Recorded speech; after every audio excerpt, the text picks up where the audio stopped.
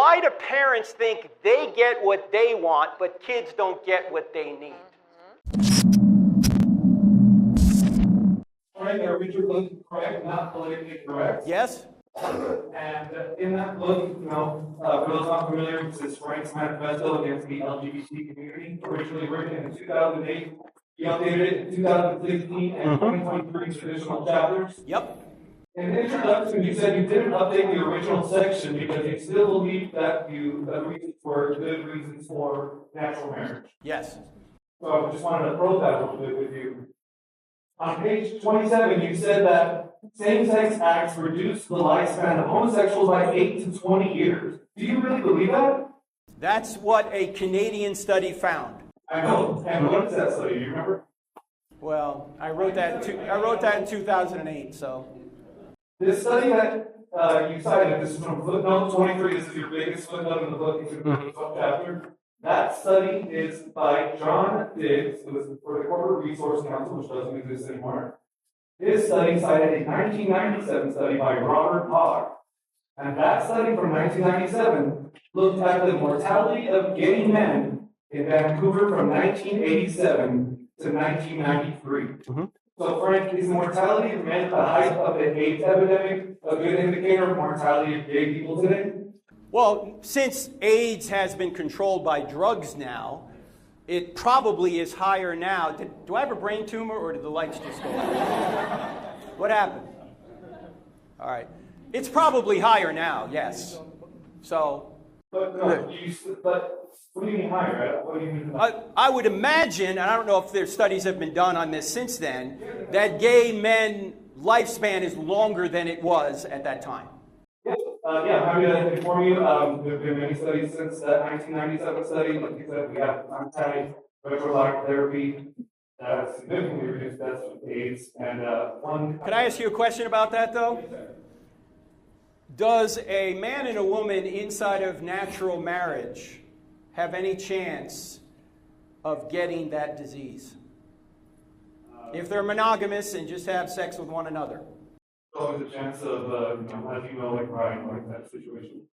I'm talking about through sexual intercourse. Not through sexual intercourse. Okay, so why is it different between two men? Well, I think you can say the same exact thing about the men. They're in a monogamous, stable relationship, and just men. I mean, gay men are not the only ones performing.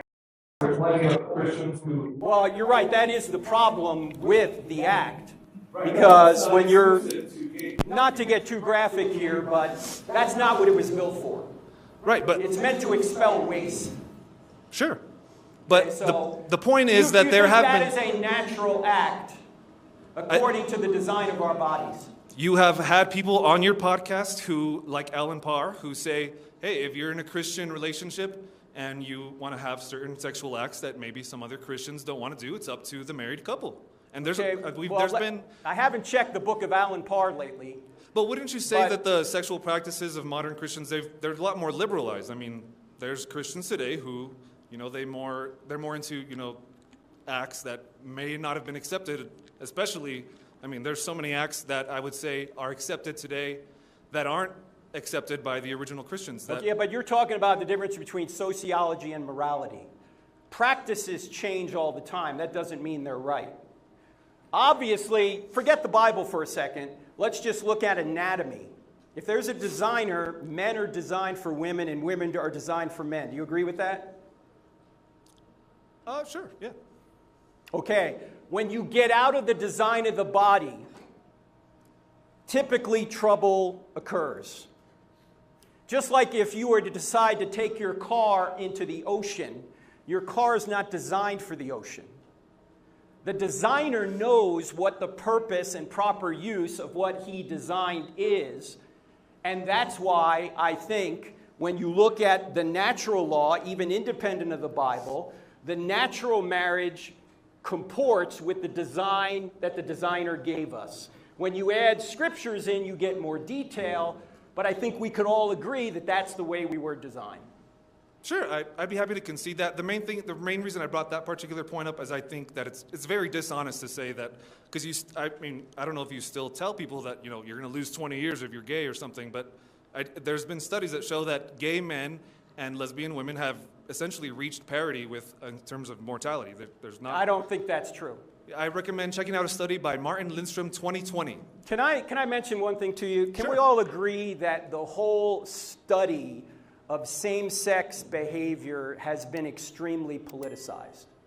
I'm happy to concede a little bit of that, but at the same time, I mean, You know, in majority, 1973, same-sex behavior at that point was considered a disorder, Right, but the through a DSM. political move, the American, I can't remember the name of the organization, but it had to do with medicine, said it's no longer a disorder. Not because new research had been done, but because political pressure was put on them.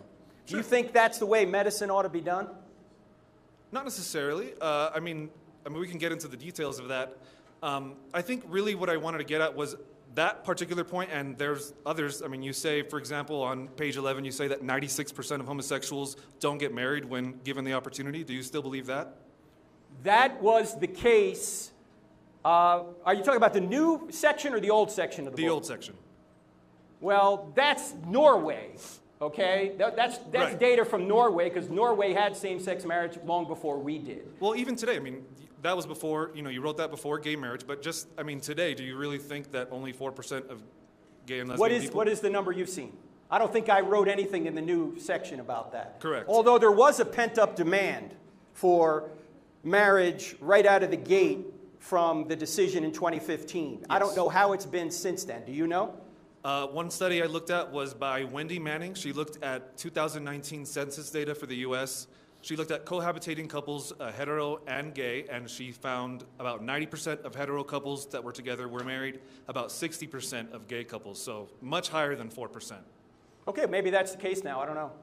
It is the case, and Okay. I just think that it's just a little dishonest the way you frame some of these points.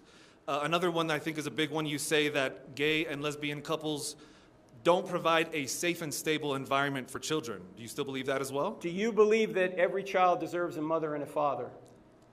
I think in a perfect world, it would be amazing if they had their biological parents and it was a stable environment, but as you know, that isn't the case.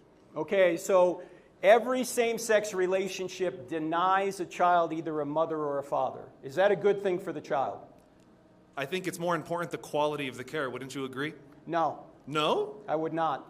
Okay, so if we compared let's say we had a gay couple, and by whatever method, either adoption or one of the people has a kid, they raise it in a stable, loving family. And on the other side, we have a straight couple with just the original mother and father, and it's a household of abuse. Okay, so you're gonna take a apples and oranges here. That's exactly what's No, happening no, no, with a lot no, of no. these Let's- studies. Are you familiar with the 2012 𝗥𝗘𝗖𝗓𝗏𝗏 study?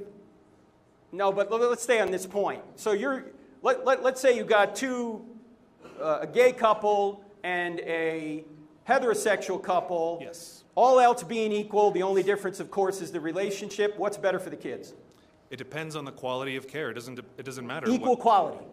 And by the way, the gay couple can't do the same quality because mothering is not the same as fathering, and fathering is not the same as mothering. This assumes that there's like a perfect balance of like masculinity and femininity in every parent. I think that for the situation you just kind of hypothesized, if it was a straight couple and a gay couple, I think the outcomes would be very similar. If it was a stable marriage, no divorce, no family breakups or anything like that. It would not be the same. And my friend 𝗧𝗢𝗓 has done all the research on this. And she relies on that 𝗥𝗘𝗖𝗓 study. And Are you talking about Mark 𝗥𝗘𝗖𝗓 at right. UT Austin, who was almost fired for even trying to research this? Are you talking about that guy? Yeah, he did a study in 2012 Okay, exactly and about what this. kind of abuse did he take for even trying to research this? I wanna Because talk- it's been politicized. Right, but And we don't need politics to tell us Right, we can just how look at the men data. were designed and how women were designed and how each child deserves a mother and a father.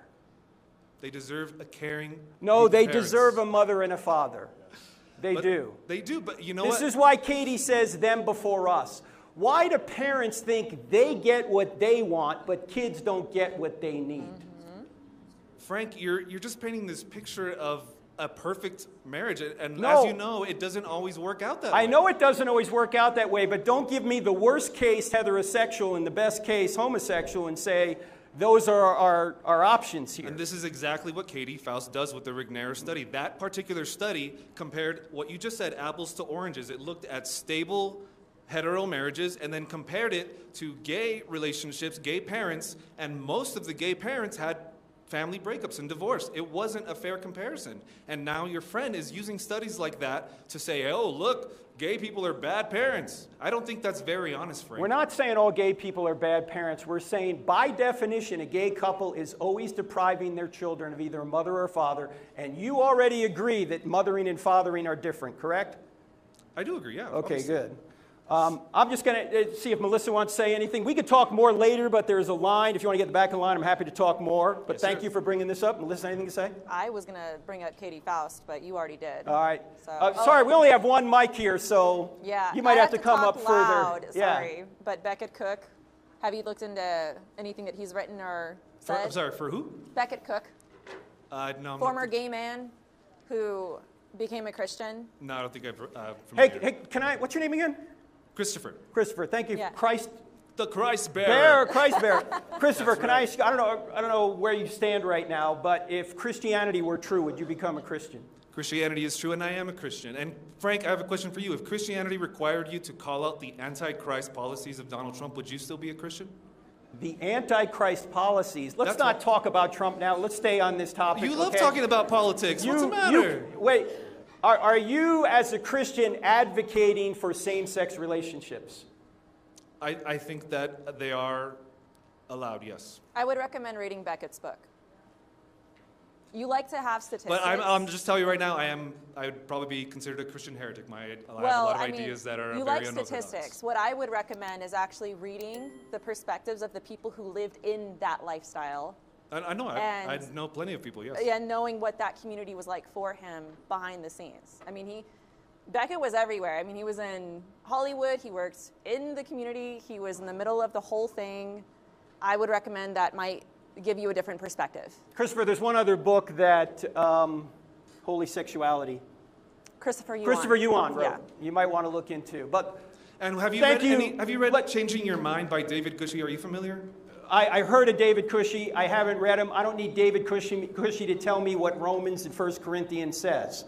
Yeah, I know what it We're giving says. book recommendations. Just wanted to throw one out there, sir. Okay, thank you. Thank you, Christopher. But I'm happy to talk more, but thank you for coming. Thank you, sir. Yes, sir.